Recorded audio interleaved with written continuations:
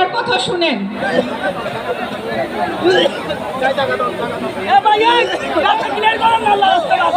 খাবার পর্যাপ্ত আছে, আমরা সবাই খাবার পাবো। বিসমিল্লাহির রহমানির রহিম। আমার বক্তব্যের শুরুতে আমি আত্মার মাগফিরাত কামনা করছি আমাদের জাতীয়তাবাদী দলের গণতন্ত্রের প্রবক্তা মরহুম শহীদ জিয়াউর রহমানের। আমি আরো আত্মার মাগফিরাত কামনা করছি আমার মরহুম পিতা সৈয়দ ওয়াহিদুল আলমের। আমি আরো আত্মার মাগফিরাত কামনা করছি বৈষম্য বিরোধী ছাত্র আন্দোলনে যে 64টি শিশুকে হত্যা করা হয়েছে, সেই 64টি শিশুর আত্মার মাগফিরাত কামনা করছি। আমি আরো আত্মার মাগফিরাত কামনা করছি দীর্ঘ 17 বছর স্বৈরাচার সরকার যাদের গুম হত্যা করেছে তাদের। আজ আমার আমন্ত্রণে সমগ্র আমার সংসদীয় আসন থেকে আগত সকল অতিথিবৃন্দ, আমার মুরব্বীবৃন্দ, মঞ্চে উপবিষ্ট আমার সম্মানিত অতিথিবৃন্দ, আমার সাংবাদিক ভাইয়েরা বোনেরা, বৈষম্য বিরোধী ছাত্র আন্দোলনে অংশগ্রহণকারী ছাত্রছাত্রী ভাই ও বোনেরা, আসসালামু আলাইকুম। আজ দীর্ঘ 7 বছর পরে এ মাঠে আমি আবারও বক্তব্য দিচ্ছি। এ মাঠে আমি 2018 সালের 14 সেপ্টেম্বর আমার বাবার শোক সভা উপলক্ষে বক্তব্য রেখেছিলাম। দীর্ঘ 7 বছর পরে আজ এই ইফতার মাহফিলে আমি আবারও বক্তব্য রাখছি আপনাদের সম্মানার্থে। আপনারা এখানে এসে আমার ইফতার মাহফিলকে প্রাণবন্ত করেছেন, তার জন্য ধন্যবাদ ও কৃতজ্ঞতা জানাচ্ছি। আমার এই সংসদীয় আসনে 14টি ইউনিয়ন, একটা পৌরসভা, 2টি চসিক ওয়ার্ড।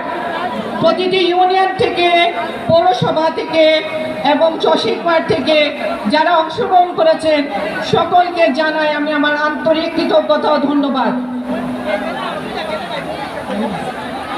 দীর্ঘ 10 বছর আমি স্বৈরাচারের বিরুদ্ধে যুদ্ধ করেছি। 2015 সালের 18 আগস্ট আমি স্বৈরাচার সরকারের মিথ্যা মামলায় গ্রেফতার হয়ে 10 মাস কারাগারে ছিলাম। দীর্ঘ 6 বছর আমি নির্বাসনে ছিলাম। আজ আপনাদের সামনে উপস্থিত হয়েছি দীর্ঘ 17 বছরের স্বৈরাচারের বিরুদ্ধে আন্দোলন এবং বৈষম্য বিরোধী ছাত্রদের আন্দোলনের মাধ্যমে। আমি অন্তরের অন্তঃস্থল থেকে আমার সেই সব ভাই বোনদের প্রতি কৃতজ্ঞতা জানাচ্ছি, কারণ আজ শাকিলা এখানে দাঁড়িয়ে শুধু তাদের কারণে। না হয় এই বিশাল হায়না সরকারকে বিদায় করা এত সহজ ছিল না। দীর্ঘ 17 বছর আমরা আন্দোলন করেছি, সংগ্রাম করেছি, রাজপথে জীবন দিয়েছি। শেষ পর্যন্ত আমরা হায়না মুক্ত বাংলাদেশ ফিরে পেলাম। এই বাংলাদেশ নিয়ে এখন অনেক ষড়যন্ত্র চলছে, যে ষড়যন্ত্রকে রুখে দাঁড়াতে হবে আমাদের সকলে, যে ষড়যন্ত্রের মুখ ভাঙা জবাব দিতে হবে আমাদের সকলে। আমরা সকলে যখন এক থাকব, মুষ্টিবদ্ধ হয়ে এই যে ষড়যন্ত্র সেটা মোকাবেলা করতে পারব। কারো মনে হয় বক্তব্য শোনার ইচ্ছে নাই, তারপরেও বলতে হয়। আমি 2009 সাল থেকে আমার হাটহাজারী সহ চট্টগ্রাম উত্তর, দক্ষিণ, মহানগর সকল নেতৃবৃন্দের মামলা পরিচালনা করে আসছিলাম এবং এখনো করে যাচ্ছি। দলীয় চেয়ারপারসনের নির্দেশনায় আমি হাটহাজারীতে কাজ করে যাচ্ছি। এই হাটহাজারীকে আমার অনেক অনেক উন্নয়ন করার ইচ্ছে, যেটা আমার বাবা মরহুম সৈয়দ ওয়াহিদুল আলম গোড়াপত্তন করে গিয়েছিলেন। আমি এই হাটহাজারীকে সোনার হাটহাজারী বানাতে চাই। এই হাটহাজারীতে শিক্ষিতের সংখ্যা হচ্ছে 87%। আমি এই হাটহাজারীকে 100% শিক্ষিত চাই। এই হাটাজারিতে হালদা নিয়ে আমাদের অনেক সমস্যা, সেই সমস্যার সমাধান চাই। যেটা নদীর বাঁক কেটে কেটে হালদাকে অসুস্থ হালদা বানিয়েছে, যেখানে আমাদের হালদা থেকে পোনা উদ্ধার করা হয়, সেই পোনার সংখ্যা দাঁড়িয়েছে 2023 সালে এসে 6000। সেটা কিভাবে রক্ষা করা যায় সেই দায়িত্ব আমি ইনশাআল্লাহ পালন করব। আমার হাটাজারিতে একটা মহিলাদের বড় কোনো ইউনিভার্সিটি নাই, আমি চাইবো এখানে বিশ্ববিদ্যালয় স্থাপন করতে।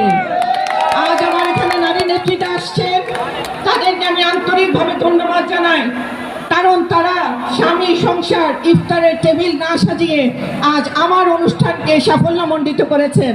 আমি কৃতজ্ঞ আপনাদের কাছে। আজ আমার ভাইয়েরা সারাদিন রৌদ্রোজ্জ্বল দিনে এই মঞ্চের সকল কিছু করেছেন। আজকে আপনাদের আয়োজনে এই অনুষ্ঠান সৌন্দর্যমণ্ডিত হয়েছে, তার জন্য আপনাদেরকে কৃতজ্ঞতা জানাই। আমার আমন্ত্রণে যারা যারা এসেছেন সবাইকে আন্তরিক শুভেচ্ছা ও ধন্যবাদ জানিয়ে আমি আমার বক্তব্য শেষ করছি। আপনারা সকলে আমার জন্য দোয়া করবেন। এখানে আমার মা আজকে আমার অনুষ্ঠানে এসেছেন, আমার মাকেও আমি আন্তরিক ধন্যবাদ ও কৃতজ্ঞতা জানাই। সকলে আমার মায়ের সুস্বাস্থ্যের জন্য দোয়া করবেন। আরও দোয়া করবেন আমাদের দেশমাতা বেগম খালেদা জিয়ার সুস্বাস্থ্যের জন্য, তিনি যাতে সুস্থতা লাভ করে অতি সত্বর দেশে আমাদের মাঝে এসে আমাদেরকে আবার আশ্রয় দিতে পারেন। ধন্যবাদ সকলকে, ভালো থাকবেন। আসসালামু আলাইকুম।